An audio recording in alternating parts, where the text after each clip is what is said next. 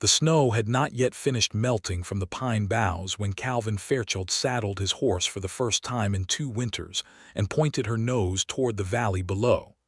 He had not planned to go down. Not this spring, not the one before, and if he was being brutally honest with himself, probably not the one after that either. The mountain had suited him just fine in the years since everything had gone wrong. The cabin was solid, the trapping was decent, and the silence, the silence, had been the only medicine that truly worked. No voices, no crowds, no questions from men who wore their concern like a poorly fitting coat. Just the wind through the spruce trees and the creek talking to itself over the rocks, and Calvin Fairchild talking to no one at all. But then there had been a letter. Rufus Calloway, who drove the mail route up from Hester's Creek every 3rd week during the warmer months and not at all during the cold, had left it wedged beneath a flat stone near the turnoff where the mountain trail split from the main road. Rufus knew better than to ride up to the cabin uninvited. Calvin had made that clear years ago. But Rufus was a decent old man who had known Calvin's father, and so he always left the rare piece of correspondence at the rock, which Calvin checked every now and then when he felt like it. This letter had sat there under that stone for 3 weeks before Calvin found it. It was from Eva Winslow, a shopkeeper down in the town of Millhaven, a man Calvin had done business with before he left civilization behind. Hector wrote in his cramped, slanted hand that he was not doing well. He said the words plainly without drama, which was the only reason Calvin believed them. He said his lungs had turned against him, and the doctor down in Millhaven had not been able to do much of anything useful. He said that his daughter had come out from Missouri to take care of him in his final months, and he said, and here was the sentence that had lodged itself in Calvin's chest like a splinter he could not quite reach, that he was worried about what would happen to Eva when he was gone. Hector wrote that the store had debts. He wrote that there were men in town who had already started circling the property like patient wolves. He wrote that his daughter was 23 years old and stubborn as any mule that had ever lived, and that she would not take charity and would not ask for help, and that she had no one in Millhaven who truly knew her, and that he could not rest easy knowing that. He had not asked Calvin for anything specific. He had just written the letter. That was the thing about Hector Winslow. He never asked for things directly. He just laid the facts down on the table and let you decide what to do with them.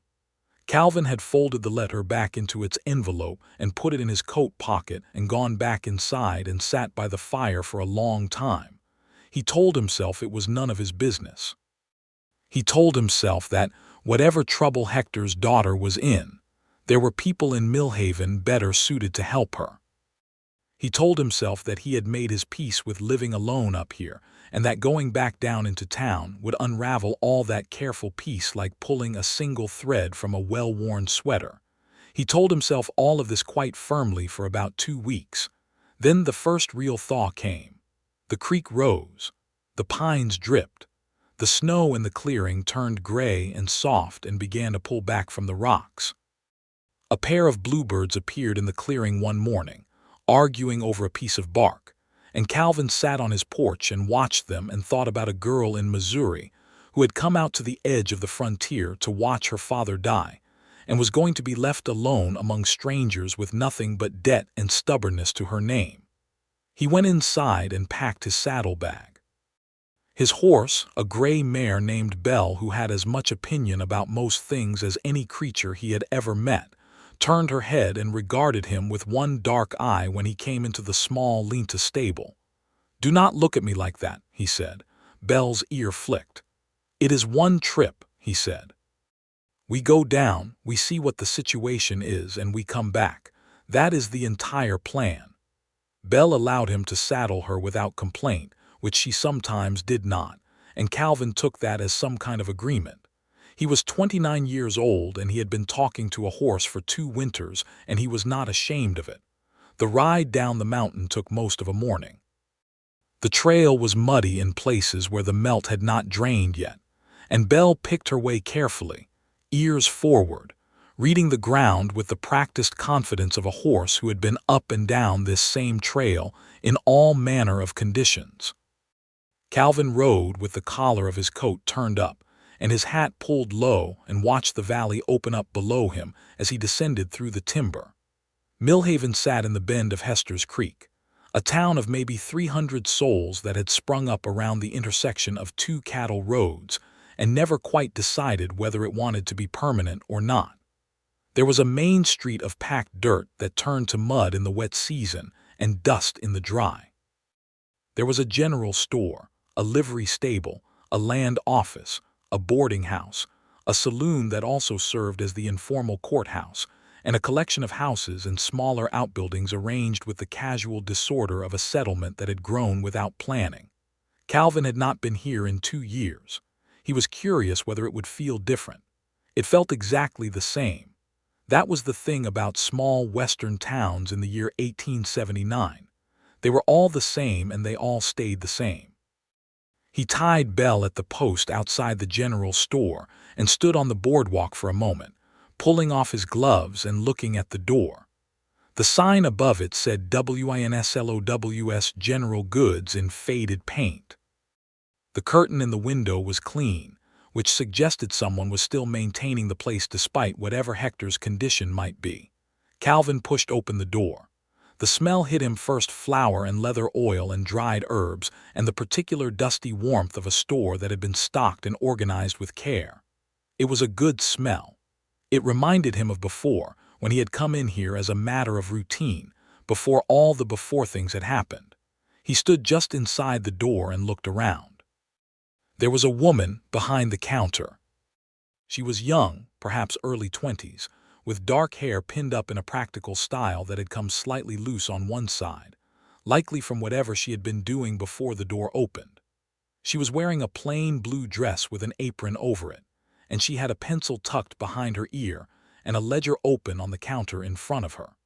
She looked up when the door opened, and her eyes, which were the particular gray-green of creek water and shade, assessed him with a directness that he had not been expecting. "I am not buying anything today," she said before he had spoken a word. Calvin stopped. "I beg your pardon."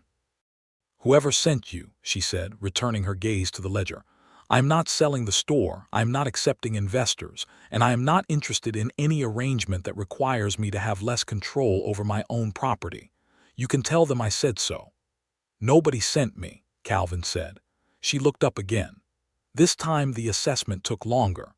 He was aware that he looked like a man who had been living alone on a mountain for 2 winters, because that was exactly what he was. His coat was rough-worn, his hat was sun-faded, and his jaw carried a beard that had been trimmed with a hunting knife 3 days ago, which was not ideal. He probably did not look like a man who had ridden down from the mountain on an errand of concern. "Then what can I do for you?" she asked. "Is your father here?" Something shifted in her face. Just briefly, a contraction around the eyes, a slight compression of the lips. "He is resting. He does not see visitors in the morning. Is there something I can help you with?" "My name is Calvin Fairchild," he said. "Your father wrote to me." The name landed. He could see it in her expression, a small recognition, a recalibration. She set her pencil down on the counter and straightened up from the ledger. "He mentioned you," she said. "Did he say good things?" "Said you were solitary," she said, without any particular heat in it.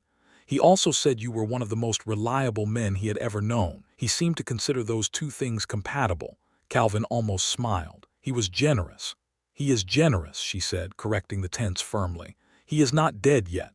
"I know, I apologize, I did not mean—" "I know what you meant," she said, and some of the sharpness went out of her voice. "You rode down from up north, the mountain cabin." "Yes." "That is a long ride." "Not so long." She looked at him steadily for a moment. "He did not tell me he had written to you." "No, I do not suppose he did." Calvin turned his hat in his hands. "I did not come to cause any trouble, Miss Winslow. I just wanted to see how things stood." "Eva," she said. "Miss Winslow is what the men from the land office call me. It has started to put a bad taste in my mouth." "Eva," he said. She went back to her ledger for a moment, not writing, just looking at the numbers. Then she said, The situation is as follows: since you came all this way and my father trusts you with things, there are 3 months of debt outstanding on the store's accounts. There is a man named Gerald Pryor who holds the note on this building and would very much like to foreclose before my father has time to see what happens next. There is no one in this town who will extend me credit because I am a woman from out of state who they assume will leave as soon as the inconvenient parts become too inconvenient. She looked up, and my father has maybe 2 months left, according to the doctor, though my father thinks it is longer and I have not argued with him about it. The store was very quiet. Outside, someone was driving a wagon down the main street and the creak of the wheels came through the walls. "That is the situation," she said. Calvin nodded. He put his hat back on his head. "I would like to speak to your father when he wakes up, if that is agreeable." "He will be glad of the company," she said. Then, after a pause, "Are you hungry? I can put something on." He was hungry. He had been riding since before dawn and had eaten nothing but a piece of dried meat in the saddle. "I would be obliged," he said. She nodded and came around from behind the counter, and he stepped aside to let her pass. And as she went through the door at the back of the store into what he guessed was the living quarters, he noticed that she moved with the unhurried efficiency of someone who had decided long ago that hurrying was mostly wasted motion.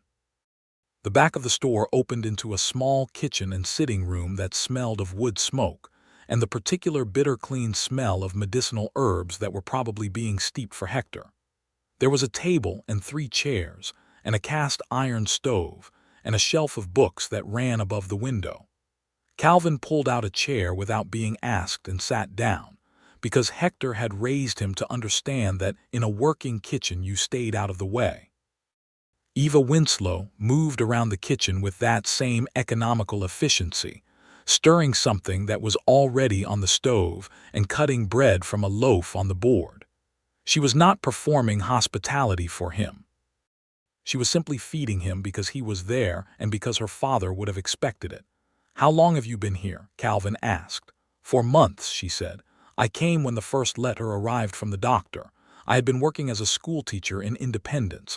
I left without finishing the term, which I still feel guilty about.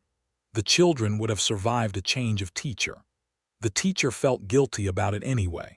She set a bowl of bean soup and a plate of bread in front of him. "My father's letters to me never once suggested he was this ill. He described himself as slightly inconvenienced, right up until I arrived and found him unable to climb the stairs without sitting down halfway." Calvin looked at the bowl in front of him. "That sounds like Hector. He said you and he used to play cards." "We did. He cheated." That startled something out of her, not quite a laugh, but the precursor to one, a sudden small softening around her eyes. "He absolutely does cheat at cards." "How have you always known that, and no one in this town has ever caught him at it?" "He cheats very subtly," Calvin said. "He cheats just enough that you win sometimes." She sat down across from him with a cup of coffee and wrapped her hands around it, and for a moment she was just a tired young woman sitting at her father's kitchen table, and he could see the weight of the last 4 months in the set of her shoulders. "He is glad you came," she said quietly. "He does not know I came yet. He will be glad anyway." She looked at him over the rim of the cup. "What made you come, truly?" Calvin ate a spoonful of soup and thought about how to answer that. "He did not ask me for anything specific," he said. "He just wrote me the facts. And you rode down from a mountain cabin where you have been living alone for 2 years. The facts were persuasive," he said. She held his gaze for a moment longer and then looked down at her coffee. "I am managing," she said. "I want you to know that. Whatever he told you, I am not a woman who collapses under difficulty." "I know that," Calvin said. "I could tell that from the first 30 seconds in your store when you told me you were not selling, not investing, and not accepting any arrangement that reduced your control. That is not the language of a woman who collapses under difficulty." The corner of her mouth moved again. "You were listening." "I was." There was a sound from deeper in the house, a slow shuffling movement, and then a cough, the deep rattling kind that told you everything you needed to know about the state of a man's lungs. Eva's hands tightened around the coffee cup. "He will be up soon," she said. Hector Winslow emerged from the bedroom doorway 20 minutes later, and Calvin had to work to keep his expression neutral, because Hector had lost 30 pounds since Calvin had last seen him. He was still tall, still held himself with the slight formal dignity that had always marked him, but the weight loss had made his face gaunt, and his hands looked too large for the rest of him. He was wearing a clean shirt and a vest, and Calvin knew without being told that Eva had helped him dress, because Hector would not have tolerated being seen in anything less. "Calvin Fairchild," Hector said, and his voice at least was still himself, deep and certain. "I did not think that letter would work." Calvin stood up. "Hello, Hector." Hector crossed the kitchen with deliberate steps and shook Calvin's hand with both of his and held it for a moment. Then he said, "Sit down, sit down." "Eva, did you feed this man? He looks like he has been eating bark." "I fed him," Eva said. "He needs more than that." Hector lowered himself into the chair at the head of the table with the careful movement of a man for whom sitting down had become a negotiation. "Sit down, Calvin. Tell me about the mountain." Calvin sat down. Eva put another cup of coffee on the table for her father and went back to the stove without being asked. Calvin watched Hector's eyes follow her, the particular careful watching of a father who was trying to memorize things. "The mountain is fine," Calvin said. "The trapping has been good. I had a bad storm in November, but the cabin held. You never were any good at keeping things from falling apart except when they were made of wood," Hector said. "How is your heart, Hector?" "I am a dying man," Hector said pleasantly. "I have earned the right to ask direct questions." Calvin looked at the table. "My heart is fine," he said, which was mostly true in the technical sense. "It has been 2 years since Margaret. I know how long it has been." 2 years is long enough to mourn," Hector said gently. Eva at the stove did not turn around. Calvin was grateful for that. "I did not come down the mountain to be counseled," Calvin said. "No," Hector agreed. "You came because I was indirect enough in my letter that you could pretend you came on your own initiative. That is why I wrote it the way I did." He said it without any apology at all, and Calvin looked at him for a moment and then made a short sound that was almost a laugh. "You have not changed," Calvin said. "I have changed considerably," Hector said, with a slight inclination of his head toward his own diminished frame. "But not in the ways that matter." They talked for 2 hours. They talked about the store and the debt, and the man named Gerald Pryor, who held the note on the building, and who had been making a hobby of suggesting to Eva that her best option was to sell the business and go back to Missouri. Calvin asked about Pryor, and Hector explained that he was a man who had come into Millhaven 3 years ago with money from somewhere unspecified, and had made himself useful to the town by extending credit to the various struggling businesses along the main street, and who now held that credit over them like a permanent low sky. "He is not breaking any laws," Hector said carefully. "Is he close to it?" "He says things to Eva that I do not like," Hector said, and there was something very controlled in his voice.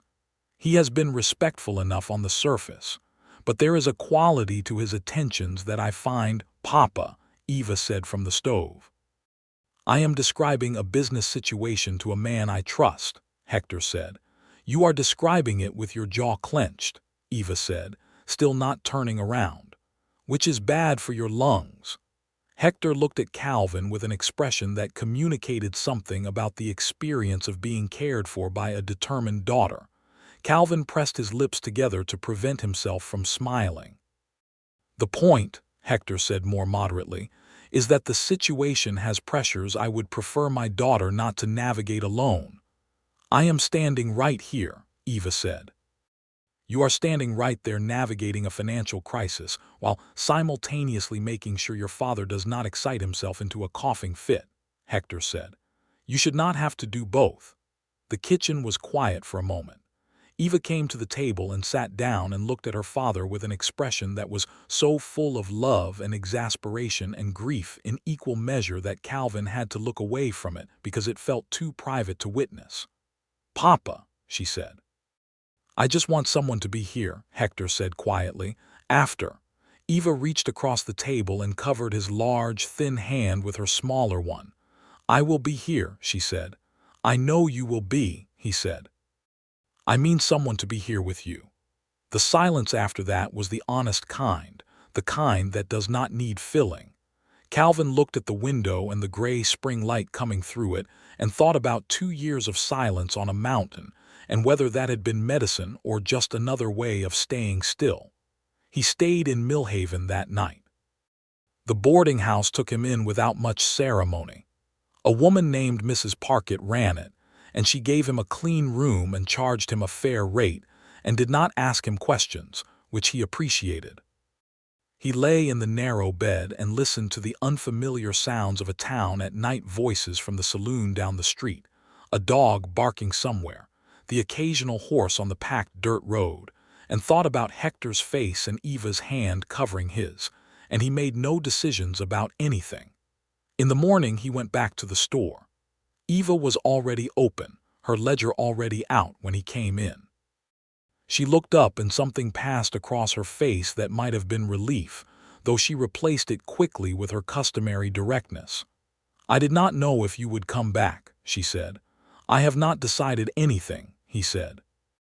"I just thought I could be useful today if there is useful to be done." She looked at him for a moment.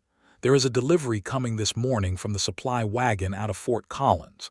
The man who usually handles it, Thomas Greer, has been out with a broken wrist for 2 weeks. I have been managing the unloading myself, but some of the crates are heavy." "I can handle crates," Calvin said. "I know you can handle crates," she said. "I am just telling you where the useful is." He worked alongside her all morning.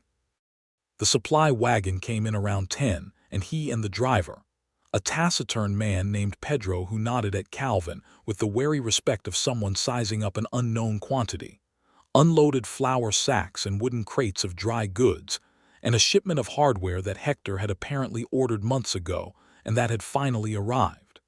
Calvin carried and stacked, and Eva checked items against her manifest with the pencil from behind her ear, making small notations in her quick, decisive handwriting. They worked well together without discussing it. She knew where things went and he watched and remembered, and by the time the wagon had been unloaded and Pedro had gone, the store's back room was organized and the new inventory had been worked into the existing stock, and it was not yet noon. "You are efficient," Eva said, washing her hands in the basin near the back door. "You were clear about where things went," he said. "Some men are not good at taking direction from women," she said, without particular accusation. "I am not most men," he said. She looked at him sideways as she dried her hands. "No," she said, "I am beginning to see that you are not." Gerald Pryor came into the store that afternoon. Calvin was fixing a shelf bracket that had come loose at the back of the store when the door opened. He was not hidden. He was simply in the back, and the shelving was tall and he was not immediately visible. He heard the door, heard the floorboard creak that signaled someone had stopped just inside, and then heard a voice that had the particular oiled pleasantness of a man who had practiced sounding agreeable. "Miss Winslow, you are looking well today." "Mr. Pryor," Eva said, and her voice had shifted into something neutral and careful. "What can I do for you?"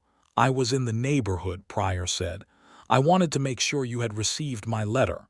"I received it. And I am still considering my options," Eva said.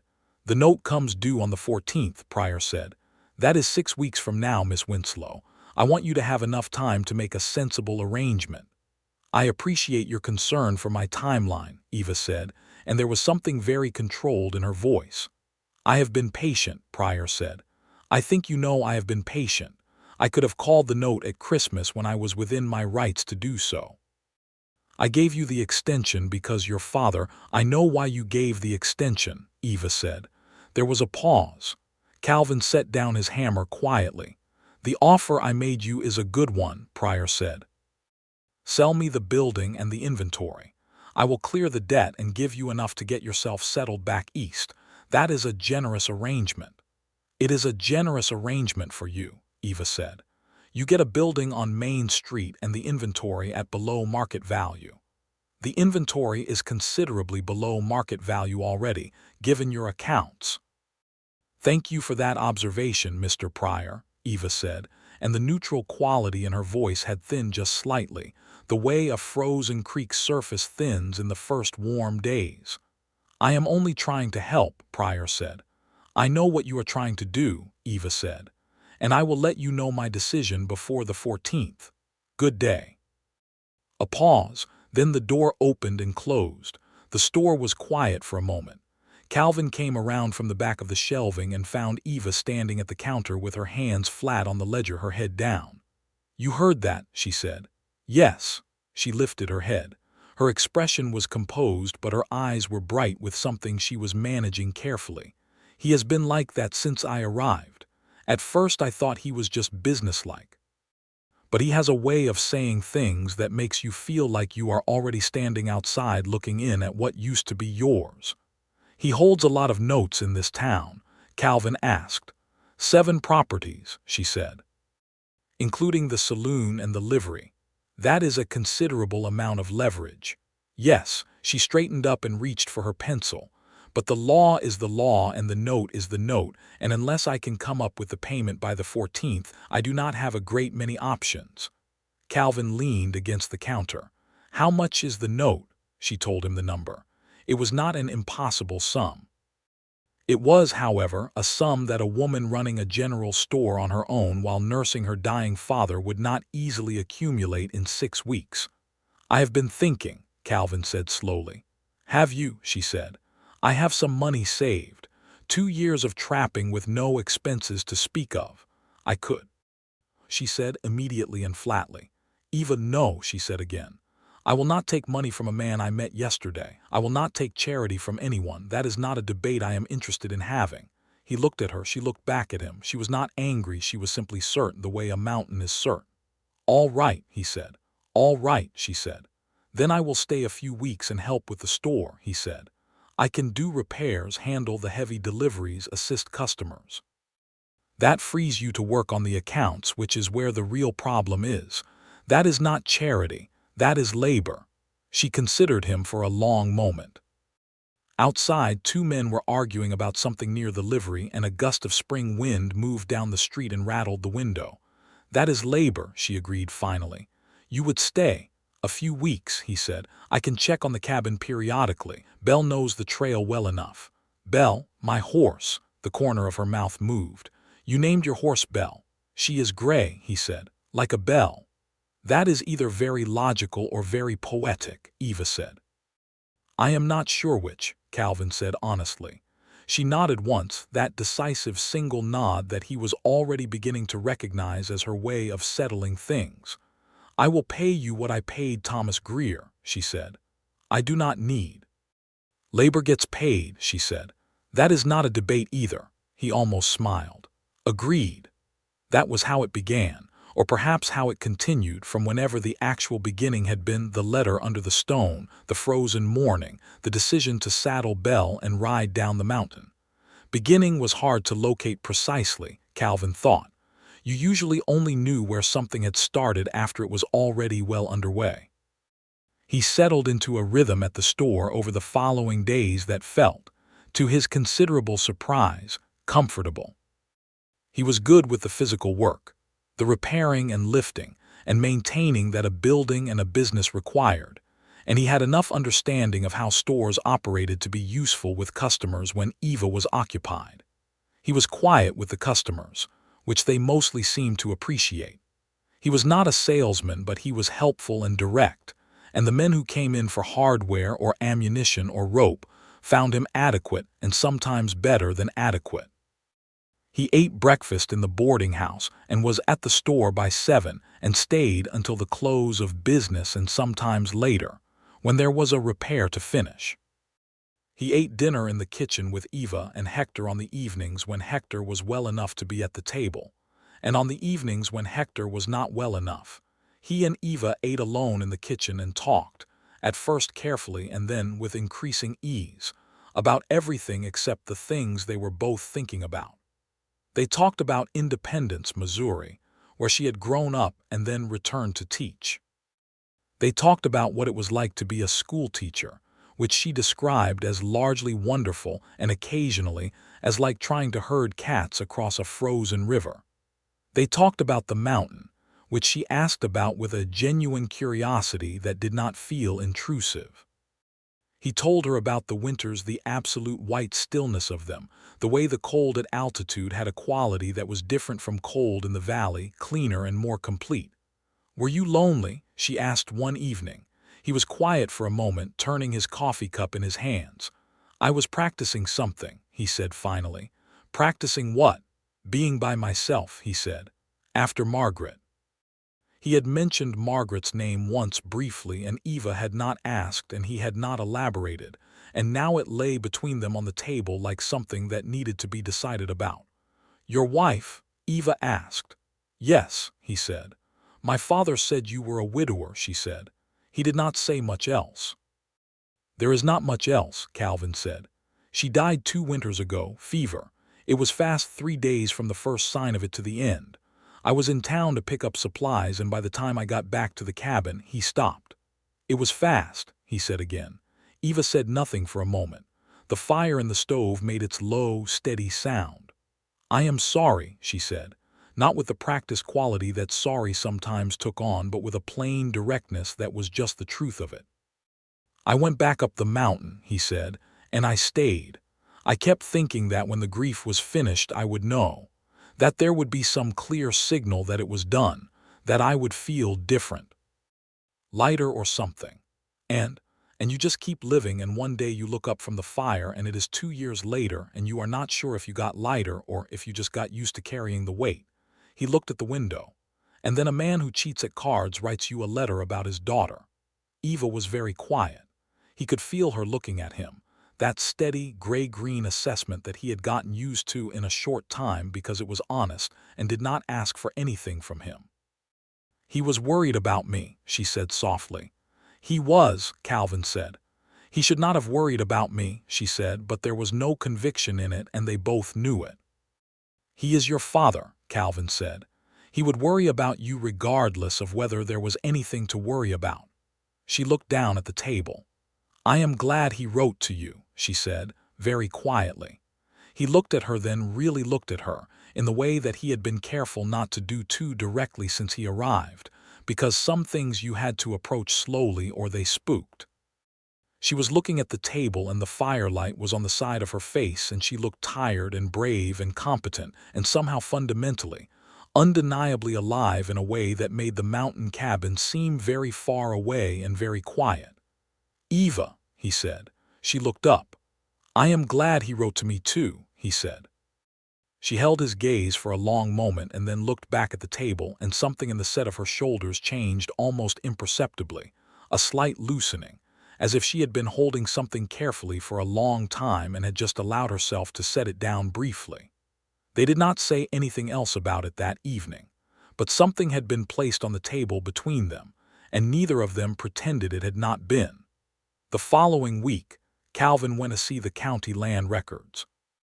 He had been thinking about Pryor's note and the question of the building, and he was a man who thought better when he had the actual facts in front of him rather than the summary of the facts.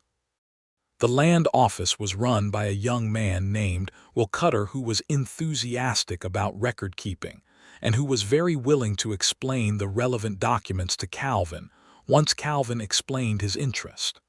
The note Pryor held was real and properly recorded. The debt was real. But as Calvin read through the documents, he found something that Cutter confirmed after some checking. The original deed to the building, which Hector had purchased 15 years ago, contained a clause that gave the debtor the right to cure the debt within a grace period of 45 days after the due date, provided the debtor could demonstrate intent to pay. It was an old clause, not commonly used, but it was there and it was valid. "This gives her time," Calvin said. Cutter nodded. "It does. It also means Pryor cannot simply foreclose on the 14th if she invokes the clause." "How does she invoke it?" "She files a notice with this office stating her intent to cure within the 45 days and demonstrates she has a plan to do so." Calvin sat with that for a moment. "Has Pryor told her about this clause?"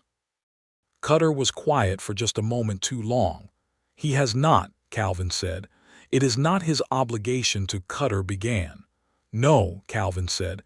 It is not his legal obligation. He stood up. Thank you for your time. He walked back to the store with his coat open despite the cool air, thinking. When he came in, Eva was with a customer, an older ranch woman who was buying cloth and thread, and he waited until the woman had gone, and then he put the copied notes he had made on the counter in front of Eva. "What is this?" she asked. He explained it. Eva listened without interrupting, which was one of the things he had noticed about her. She listened to the whole thing before she spoke. When he finished, she said, "He knew about this clause." "Almost certainly. He sat across this counter from me and talked to me about my timeline and told me I had 6 weeks, and he knew there was a grace period after that."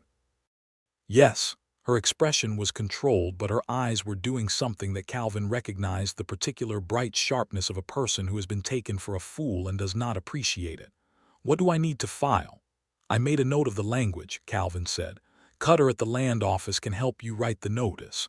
You need to have it in by the 14th, and you need a plan." "A plan," she said. "Something credible. You do not have to have all the money. You have to have a plan." She looked at the notes and then at Calvin and then at the ledger that was always on the counter in front of her. "I have been writing to suppliers about credit terms," she said slowly. "If 2 of them agree, I can restructure the store's accounts enough to make a payment schedule on the note." "That could work," he said. "And my father owns a small parcel of land north of town," she said.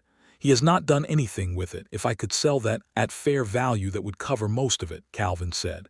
He had looked up land values in the county records while he was at the land office. Her eyes came to him sharply. "You looked up the land values?" "I was already there." She looked at him for a long moment. The store was quiet around them, the spring light coming through the window and catching the flower dust in the air. "Why are you doing this?" she asked. Not accusingly, but with genuine curiosity, genuine wanting to understand.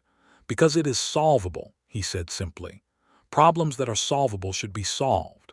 And if it were not solvable, then I would still be here," he said, and then he was slightly surprised at himself for saying it, because it was very plain and very true, and he had not planned to say it. Eva looked at him in that steady way and did not say anything for a moment, and then she said, "I am going to go file that notice with Will Cutter before noon." "Good," Calvin said. She untied her apron and reached for her coat on the hook. "Thank you, Calvin," she said. "It is your store," he said. She paused at the door and looked back at him. "Yes, it is," she said, and there was something in her voice that was more than just about the store. She went to the land office and filed the notice and came back with a slightly different quality to her step, not lighter exactly, but with more footing, the way someone walks when they know more clearly where the solid ground is. That evening Hector was at the table for dinner, which was a good day. He was quieter than usual, which meant he was tired, but his eyes were clear and he ate well, and he watched Calvin and Eva talk across the table from each other with an expression that was so transparent in its satisfaction that Calvin caught him at it twice, and Hector showed absolutely no embarrassment about being caught. "You are not subtle," Calvin told him, while Eva was washing the dishes. "I am dying," Hector said pleasantly. "I no longer have to be subtle." "You were never subtle," Calvin said. "True," Hector said, "but now I have a better excuse." Calvin looked at the older man's face in the lamplight. "Hector," he said quietly, "how are you truly?" Hector was quiet for a moment. "The doctor says April," he said, which was just 3 weeks away. "I think May. I'm still arguing with my own body about it." He looked at his hands. "I'm not afraid of it. I want you to know that. I'm not afraid for myself. He looked toward the kitchen where Eva was moving at the basin. "She is going to be very alone." "She has strength," Calvin said.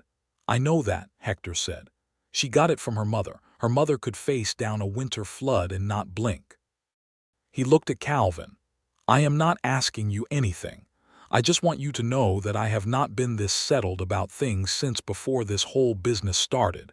You being here has made that difference. For both of us." Calvin was quiet for a moment. "I was not planning to come down the mountain," he said. "I know," Hector said. "I wrote the letter anyway.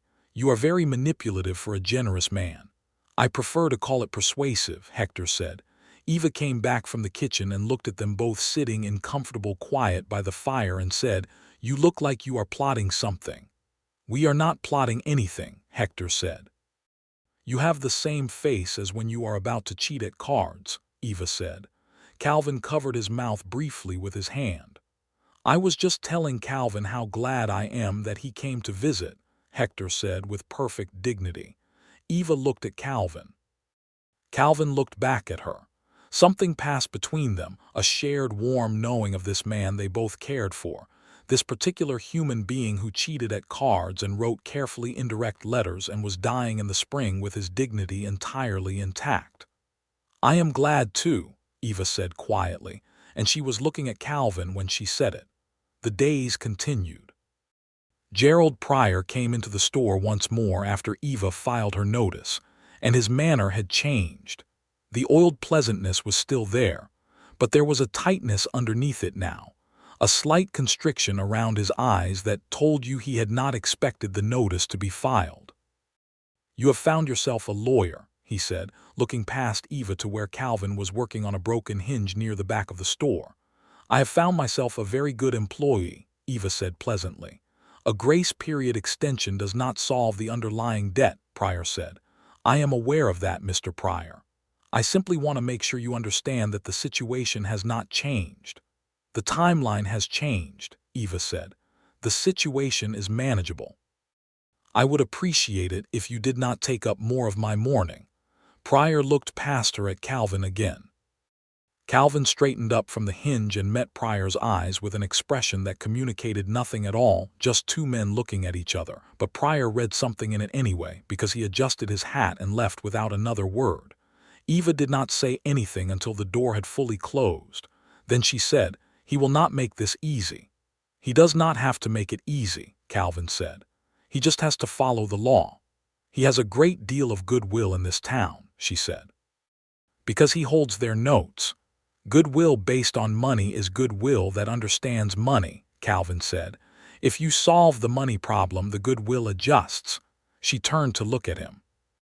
"You are very practical." "I try to be." Was that always true? He thought about it. "I was practical about most things," he said. "I was not practical about grief. I made grief into a project that did not have any completion." She was quiet for a moment. 2 years on a mountain," she said. 2 years on a mountain," he agreed. She looked at him steadily. "Are you finished with the mountain?" she asked, and the question was very gentle and very careful, the way you step on uncertain ice. He thought about the silence and the spruce trees and the creek talking to itself, and the way he had sat on the porch watching 2 bluebirds argue, and had thought about a woman he did not know yet. "I think," he said slowly, "that the mountain was where I needed to be, and I think Hector's letter was the thing that told me it was time to come back, and I think—" He stopped. "What?" she said. "I think I am finding that coming back has been considerably different from what I expected," he said. "Different how?" she asked very quietly. The store was empty. The spring light was warm on the plank floor. Someone was shoeing a horse down at the livery, and the rhythmic ring of hammer on iron came through the walls. "Different in the way that the first morning after a long cold is different," he said. "Where everything you had put away from yourself is suddenly—" He searched for the word. "Present," she said. "Yes," he said. She held his gaze. She had not moved from where she was standing by the counter, and he had not moved from where he was standing by the hinge he had just repaired, and they were perhaps 8 feet apart, and the distance felt both entirely appropriate and absolutely wrong. "Calvin," she said. "Eva," he said. "I am not a woman who is easily swept away by things," she said. "I just want to be clear about that. I came out here from Missouri, and I have been managing a dying store and a dying father and a man who has been trying to steal both from me for 4 months, and I have not been swept away by any of it." "I know," he said. "So when I tell you that you riding down from that mountain has been the best thing that has happened to me since I arrived," she said, carefully and directly, "I want you to understand that it is not something I say without thinking it through first." He looked at her for a long moment. Then he crossed the 8 feet of plank floor between them and stood in front of her, and she tilted her head back to look at him, and he reached out and tucked the loose strand of dark hair that was always escaping back behind her ear, very gently, the way you handle something that matters. "I thought about you every day for the last 2 weeks on that mountain," he said. "Before I knew you. Before I knew your name." "You did not know my name," she said. "I knew you from the letter," he said. "I knew you were stubborn and brave and that you would not take charity. That was enough to think about." She looked at him with those gray-green eyes in the spring light and said, "I think I would like for you to kiss me, Calvin Fairchild." He kissed her. It was the kind of kiss that starts carefully and then discovers that it does not need to be careful, straightforward and warm, and very much the truth of what both of them were feeling. And when it was over, she stood with one hand flat against his chest, feeling his heartbeat, and he had both hands on her face as if she were something he needed to make sure was real. "Well," she said. "Well," he agreed. She stepped back just slightly and straightened her apron with the automatic gesture of a woman who is accustomed to putting herself back in order. But she was smiling when she did it, a real smile, not the restrained quarter smile she had been offering since he arrived, but the full one which transformed her entirely and made Calvin feel, for the first time in 2 years, that the world was actually a good place to be. "There is inventory to count," she said. "Yes," he said. "And you have not finished the hinge." "I will finish it directly," he said. She went back to her counter, he went back to his hinge. And neither of them could stop smiling, and they both pretended not to notice that about the other, and the store was full of spring light and the smell of flour and leather oil, and it was the best afternoon Calvin had had in 2 winters. He told Hector that evening because Hector deserved to know and because he would have figured it out anyway. The man was not subtle, but he was observant. Hector nodded slowly and said, "I was wondering when." "It has been 2 weeks, Calvin said. 2 weeks is long enough," Hector said. "When you are my age and in my condition, you understand that 2 weeks is sometimes all there is." Calvin sat with him for a while after dinner, just the two of them, Eva having gone to organize some papers in the store. They sat by the small fire and Hector drifted in and out of a light doze, and Calvin sat in the chair and watched the fire and thought about Margaret, which he did not avoid doing because it did not seem fair to avoid it. He thought about her honestly, the good of her and the loss of her and the 2 years of winter that had followed, and he felt the grief, which was still there, and he also felt, alongside it, something that was not grief and not its opposite, but something that existed in the same person who had known grief and come through it. You could carry the past carefully, he thought, without being crushed under it. The next letter from a supplier arrived 2 days later with favorable terms, credit extended for 6 months on dry goods and flour. The second supplier took another week, but agreed to restructured payment terms on the existing account.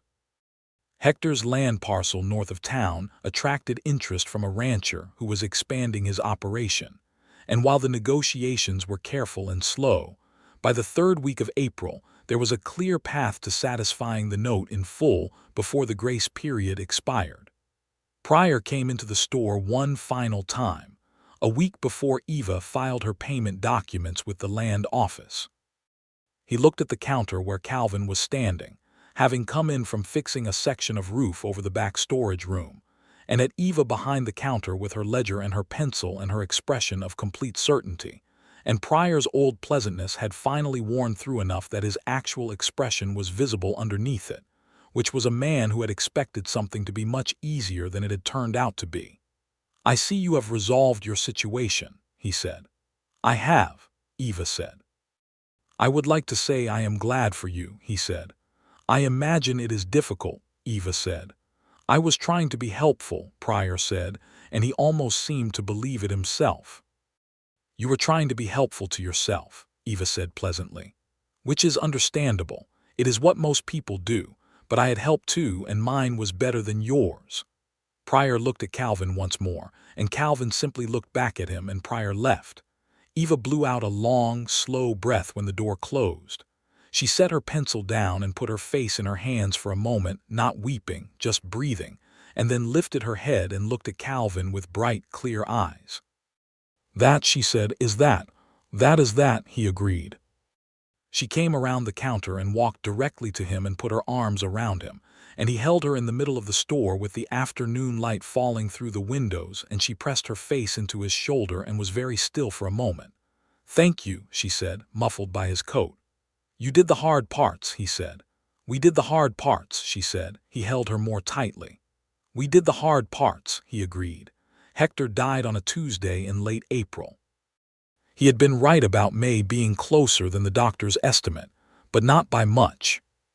He went quietly in his sleep, which was the best possible thing, and Eva had been with him and Calvin had been there in the house, and when she came to the door of the bedroom and looked at him with an expression that was beyond words, he crossed the room and held her in the doorway, and she leaned into him fully and wept without any attempt to control it, great heaving grief, and he held her steady.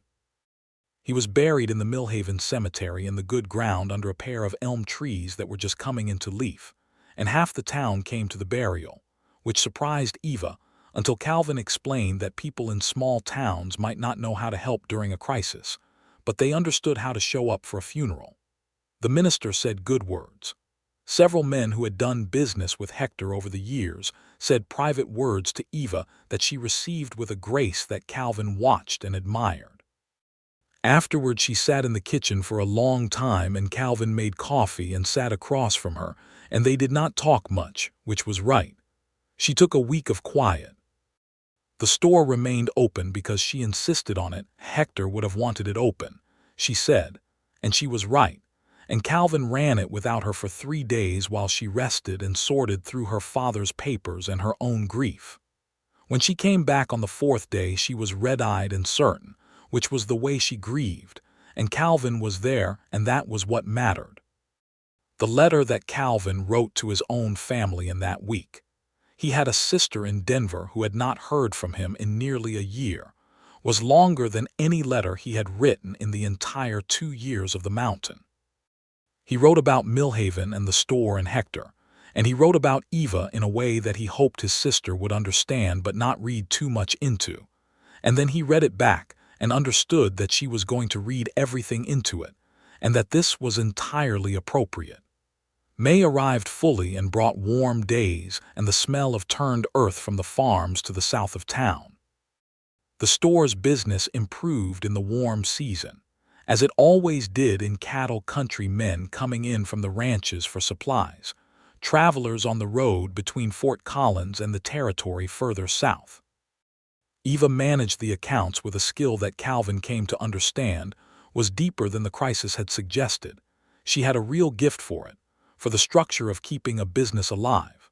She hired a girl named Ida Marsh to help during the busy mornings, and she reorganized the back room in a way that made sense, in a way that Hector's original arrangement had not quite done, and she held conversations with customers that were both efficient and warm. Calvin stayed. He told himself he would evaluate things when summer came, and then summer came, and he told himself he would evaluate things when fall came, and the evaluations kept reaching the same conclusion, which was that there was nowhere he wanted to be except where he was. He rode up the mountain in late May to check on the cabin. Belle made the climb with her customary authoritative competence, and he spent 2 days up there, checking the roof and the stores and the trap lines, and he sat on the porch in the evening as he had sat so many times and looked at the valley below where the lights of Millhaven were tiny and certain in the dark. He thought about Margaret. He thought about her honestly and fully, with love and grief both present, and he thanked her in the private way of his thoughts for the years they had had, and he sat with the loss of her until it settled into its proper place, not gone, not forgotten, but held correctly, the way a stone is held in a current. Then he thought about a gray-green gaze and a pencil behind an ear and the full smile that transformed a face. He rode back down the mountain on the 3rd morning, and when he came into the store, Eva looked up from the counter and said, "You are back earlier than you said." "There was no reason to stay longer," he said. She looked at him steadily and then nodded once, that single decisive nod. "Good," she said. On a Thursday evening in June, with the window open to let in the warm air and the sound of the town going about its business, they were sitting at the kitchen table after dinner and Calvin said, "I want to ask you something." Eva set down her coffee cup and looked at him with calm attention. "I have been trying to think of how to say this in a way that is not too plain or too obscure," he said, "and I have concluded that I am better at plain, so I am going to use that." "I have always appreciated plain," she said. "I would like to marry you," he said, "if you would have me." The kitchen was quiet. The lamp on the table made its small, steady light. "Calvin Fairchild," Eva said. "Yes," he said. "You rode down a mountain in the first thaw," she said, "because my father wrote you a letter about a woman you had never met who was in a difficult situation. That is what happened," he said, "and now you want to marry that woman." "I do." She was quiet for a long moment, and he let the quiet be, because she had earned the right to take her time with things. "I told you I am not a woman who is easily swept away," she said. "I remember. I have thought about this," she said, "not just tonight, for some weeks." "I know," he said. "You know." She looked at him with slight surprise. "You think carefully about things," he said. "I could see you thinking about it." She smiled the full smile. "Yes," she said. "Yes, you were thinking about it. Yes, I will marry you," she said. "You deliberate, careful, solitary man who rode down a mountain for me." He reached across the table and took both her hands in his. They sat like that for a moment, just holding on, and then she said, "I want to stay in Millhaven. I want to keep the store." "I know that," he said. "I have known that since the first day, and you are all right with that." He looked around the kitchen at the shelf of books above the window and the cast iron stove and the table where Hector had sat, and at the woman across from him with her hands in his. "I have been all right with it for some time," he said. "I was looking for a reason to come back among people. You were the reason." "What will you do?" she asked. "The cabin. I will sell the traps," he said. "I am handy enough with tools and carpentry that there is always work. This town has more broken things than it has people to fix them." "That is certainly true," she said. "And I will help you with the store," he said, "if you want the help." "I always want your help," she said, "as labor." "Labor that gets paid," he said. "Married labor that gets paid in different currency," she said, and the tone in her voice made him laugh, a real laugh, full and easy, and it sounded unfamiliar in the best way. The way a sound sounds when it has been unused for too long and has forgotten to feel natural. They were married in August. The minister who had buried Hector married them in the small white church at the end of the main street on a morning when the sky was the particular deep blue that comes in late summer at elevation. There was no large gathering. They had not wanted one. The witnesses were Rufus Calloway, the male driver, who wept quietly and with great dignity, and Ida Marsh from the store, who did not weep but hugged Eva so tightly that Eva made a small sound of surprise.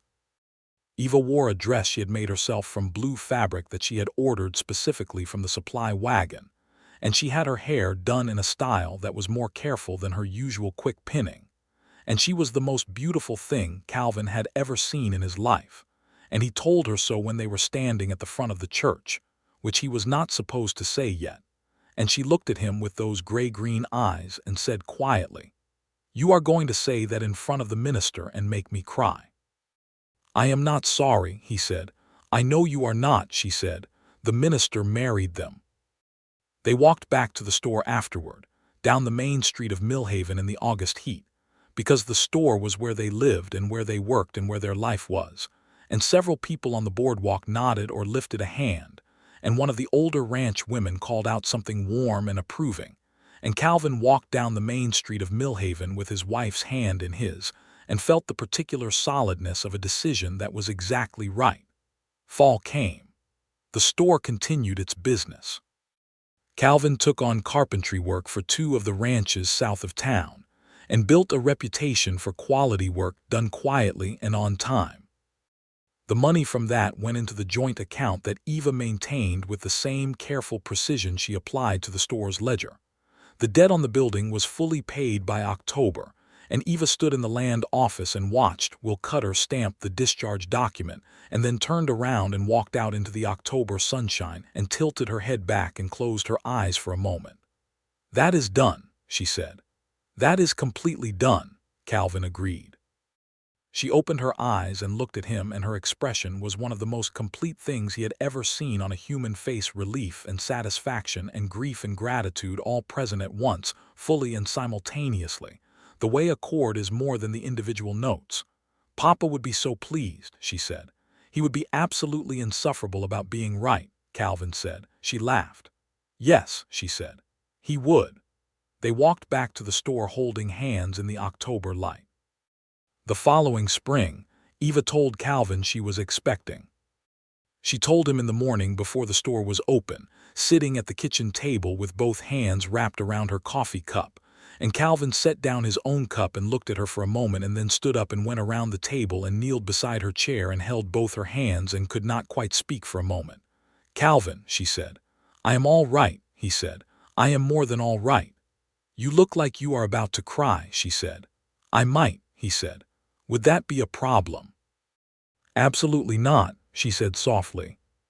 He pressed his forehead against her hand and stayed there for a moment with his eyes closed and thought about everything: the mountain and the letter and the first thaw and the store and Hector and Margaret and grief and love, and all the ways that a life could change entirely on a single morning's decision. "I love you," he said. He had said it before, but not quite like this, not with the full weight of everything behind it. Eva's hand turned in his and held his face, and she bent down and pressed her lips to the top of his head. "I love you too," she said. "You solitary, mountain-dwelling, hinge-fixing man." He laughed into her hand. Their son was born in October of 1880, during a day when the aspens on the hills above Millhaven had gone completely golden, and the air had the sharp, clean smell of coming cold. He arrived in the late afternoon with the assistance of the local midwife, a competent and calm woman named Mrs. Deaton, and Calvin, who had been in the kitchen attempting to be useful and failing completely, was allowed in after the fact to find Eva in the bed with color in her cheeks and a small bundled weight in her arms. He crossed the room and sat on the edge of the bed, and Eva turned the bundle so he could see the face, the red-creased newborn face, the dark shock of hair, the eyes squeezed shut against the lamplight. "He is very loud for something so small," Eva said. "He has opinions," Calvin said. "He gets that from his father," she said. Calvin looked at her. "I am not loud." "You are quiet about your opinions," she said. "That is different from not having them." She adjusted the bundle slightly, and the small boy made a sound and settled. "I thought we might name him Henry," she said. "For my father." Calvin looked at the boy. "Henry." "Henry Fairchild," he said. It settled into the air perfectly. "Henry Hector Fairchild," Eva said.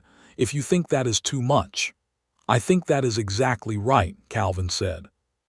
He reached out, and the baby gripped his finger with the automatic strength of newborns, that fierce little grip that does not know anything yet about the world it is holding on to.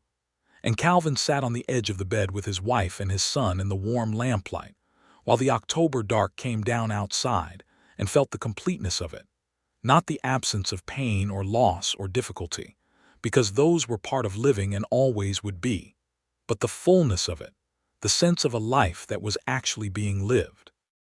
Henry Hector Fairchild was a person of considerable noise and considerable personality from his first weeks, and Eva managed him with the efficient, unhurried competence that she applied to everything.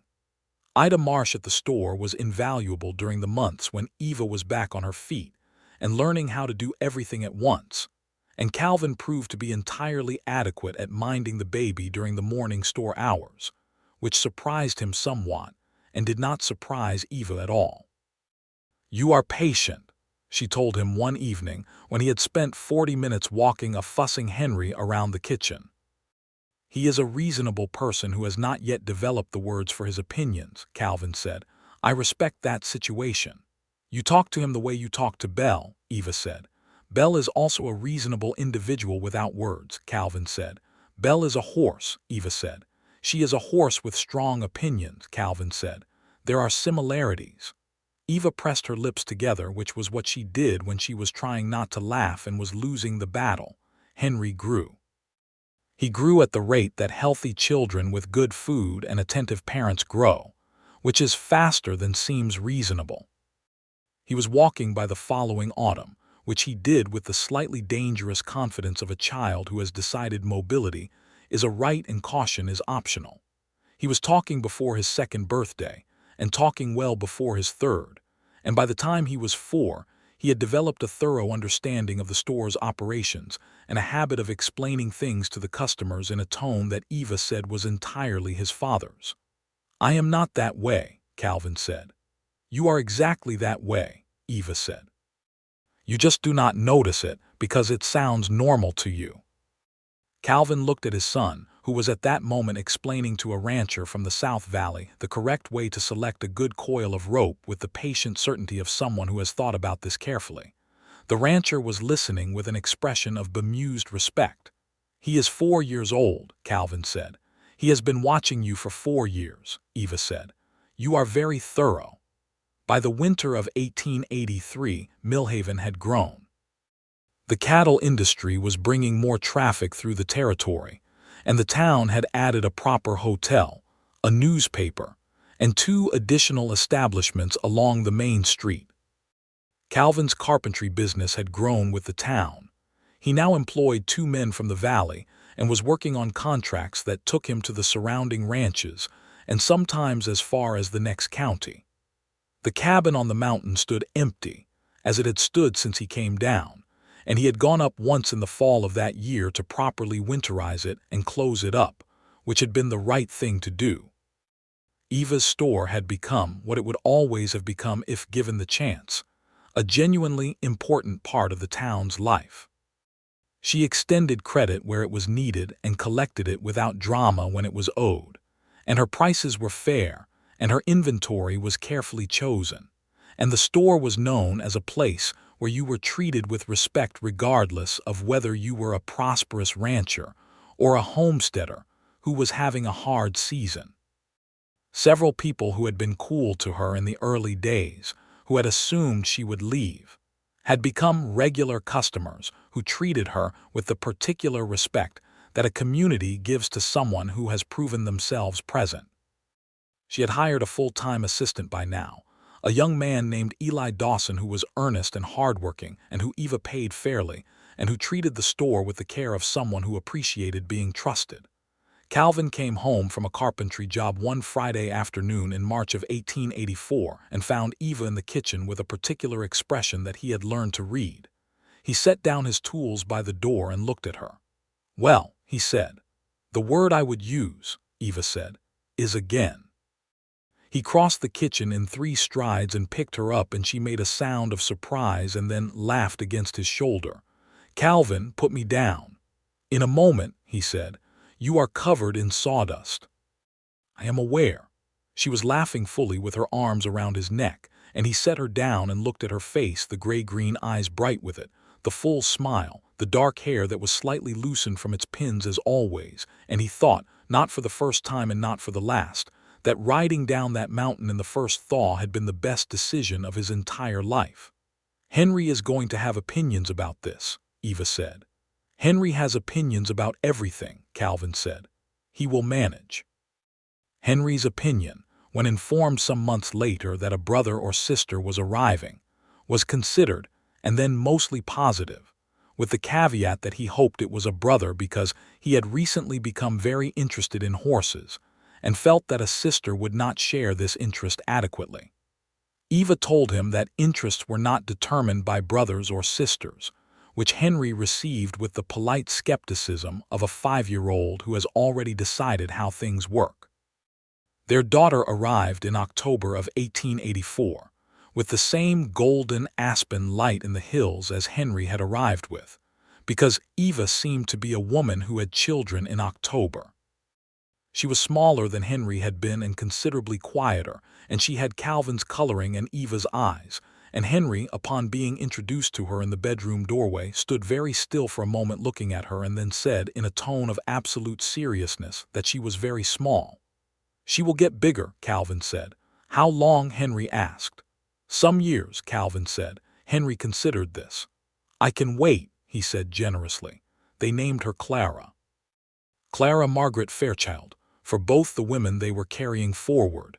And Eva had reached for Calvin's hand when she said Margaret, and he had held on. And it had been the right thing, the honest thing. Because you carried the people who had mattered, and you did not pretend otherwise. Clara turned out to be interested in horses after all, which Henry had not predicted, and which delighted him completely. By the time she was 3, she was sitting in front of Calvin on Belle Old Belle, who had slowed her pace to a philosophical walk in her later years and regarded small children with tolerant authority, and pointing at everything with the proprietary air of someone who is learning the world belongs to her. The store continued. The carpentry continued. The town grew and grew. Calvin built a proper house for them in 1885, with good wide planks and solid beams and a porch that faced south to catch the afternoon light, 2 blocks off the main street in the quieter part of town, where the houses had kitchen gardens, and the children played in the road without much danger. He built it himself, with his 2 employees and a great deal of care, and Eva walked through it room by room when it was done and stood at the kitchen window looking out at the garden space and was quiet for a moment. "This is ours," she said. "Everything in it and about it," he said. She turned around and looked at him across the empty kitchen. They had not yet moved the furniture in, and the afternoon light was falling through the window, and she was 30 years old, and she was the most fully herself that he had ever seen a person be, and he loved her with a completeness that had no edges he could find. "I want a garden with roses," she said. "I will put in a rose bed in the spring," he said, "and a proper vegetable garden, done, and a porch swing. I will build one," she smiled. "You will build one," she said. "Of course you will." She crossed the empty kitchen to him and put her hands on the front of his coat and looked up at him. "I think about that letter sometimes," she said, "the one my father wrote to you." "So do I," he said. "What if you had not gone to the Rock that week?" she asked. "What if you had waited another month?" He thought about it honestly. "I would have gone eventually," he said, "or another thaw would have come." "But this thaw did come," she said. "This one did," he agreed. She leaned up and kissed him, standing in the empty kitchen of the house he had built them, and he held her with both arms and thought about a mountain and a letter and a first thaw, and all the things that turn on a single morning's decision.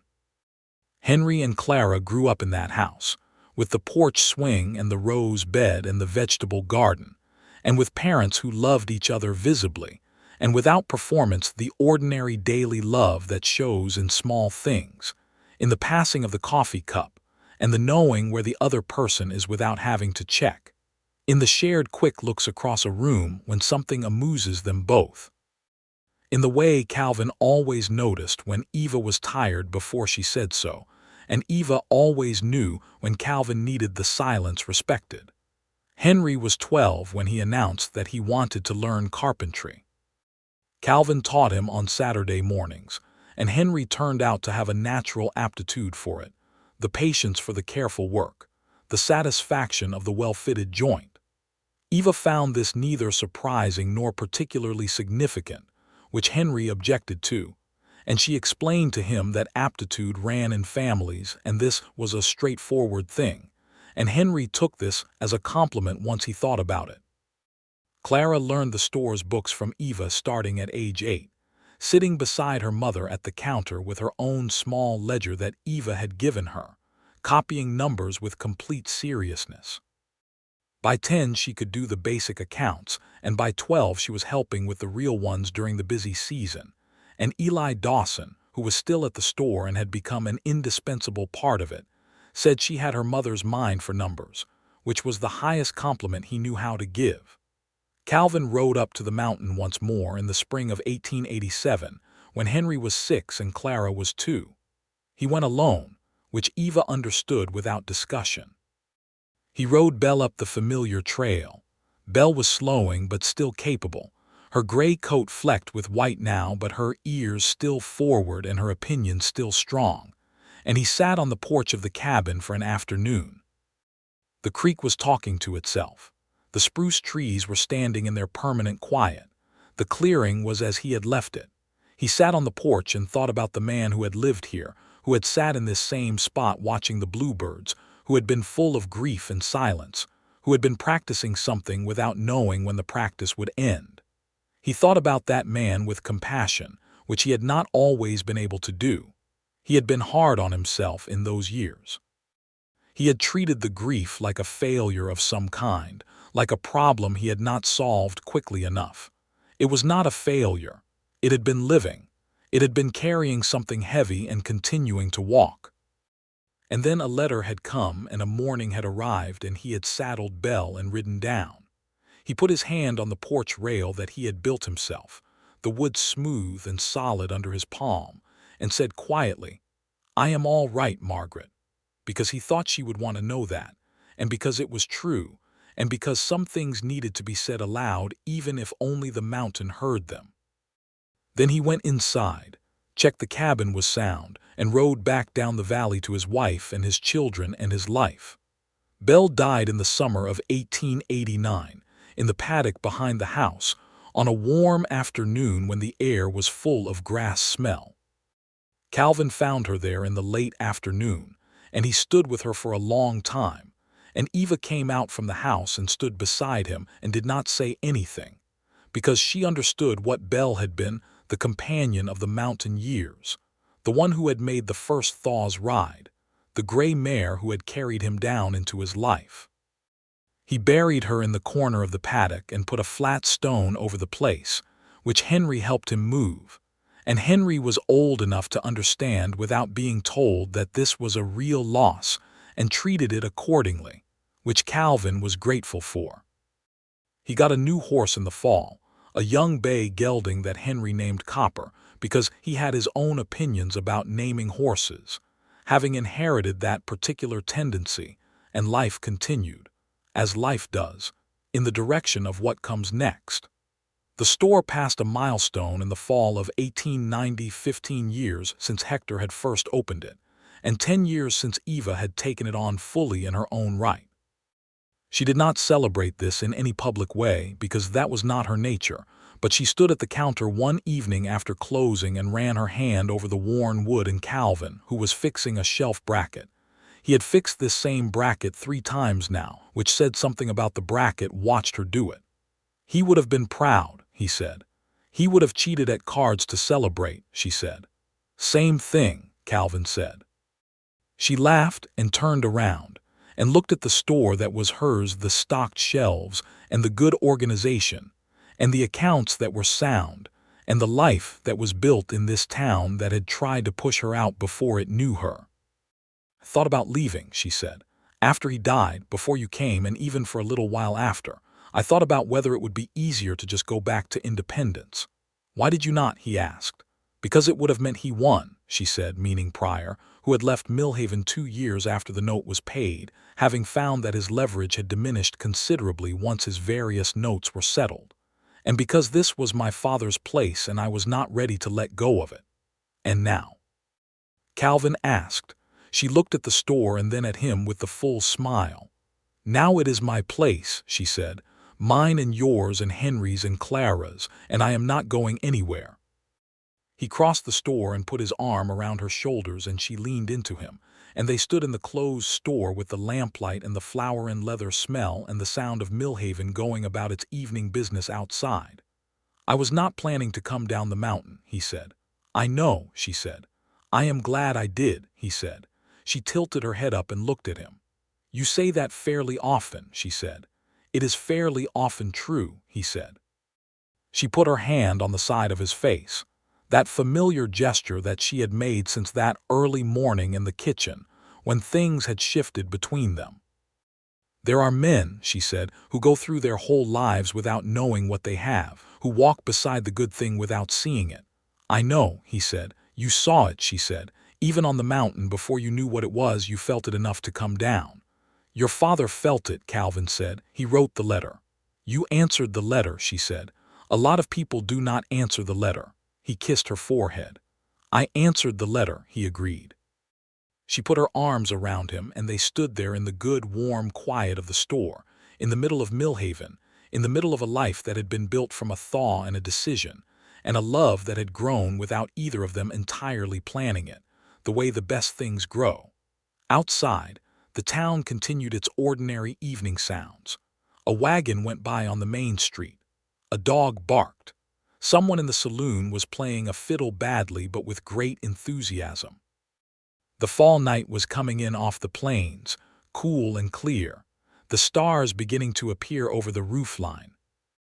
Calvin Fairchild had not been to town in 2 winters when he came down the mountain, and he had come down because a woman he did not know was the reason, and the woman had turned out to be everything. And Millhaven in the fall of 1890 was a town with a good general store on its main street, run by Eva Fairchild, who kept her accounts with precision, and her shelves with care, and her family with a love that was as practical and as deep as the woman herself. And on the bench outside the store on a Saturday afternoon, you might find a man with a gray-streaked beard and capable hands sitting in the autumn sun, watching the street and the mountains beyond the valley. And if his son was with him, the two of them would be talking about carpentry or horses or whatever Henry had decided was important that week. And if Clara was with him, she would be asking about the accounts or about the mountain or about whatever she had decided to understand that day. And if it was just Calvin alone, he would be sitting with the quietness that had never entirely left him, but that had changed its character completely. No longer the silence of a man alone on a mountain, practicing something, but the comfortable quiet of a man at rest in the middle of his life, with everything around him that mattered and nothing left undone. Hector's grave in the Millhaven cemetery had a good stone, paid for by Eva in the first year, and in the spring she put flowers there, and in the fall she put the last of the garden's roses, and she talked to him sometimes when she went, which she did not tell many people but which Calvin knew because he went with her sometimes and stood a respectful distance away and let her have the conversation, because that was the right thing to do. He had been a man who cheated subtly at cards and wrote careful indirect letters, and worried about his daughter and died in the spring with his dignity intact.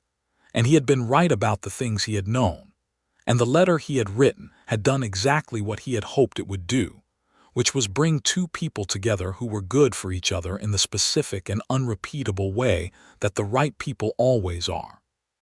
Calvin Fairchild had come down the mountain in the first thaw because of a woman named Eva Winslow, and he had never once, in all the years after, had a single moment of doubt about whether it had been the right thing to do. The mountain was still there above the valley. On clear days you could see it from the store's doorway, standing in the blue distance, permanent and clean. Calvin looked at it sometimes and felt what you feel about a place that changed you: respect and recognition, and the particular fondness of someone who has moved on from somewhere without forgetting it. But this was where he was.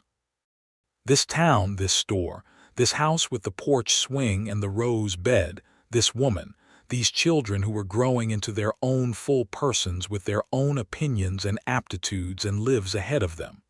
This was where the mountain had been pointing all along, he thought. You just could not see the valley from the top of it. You had to come down.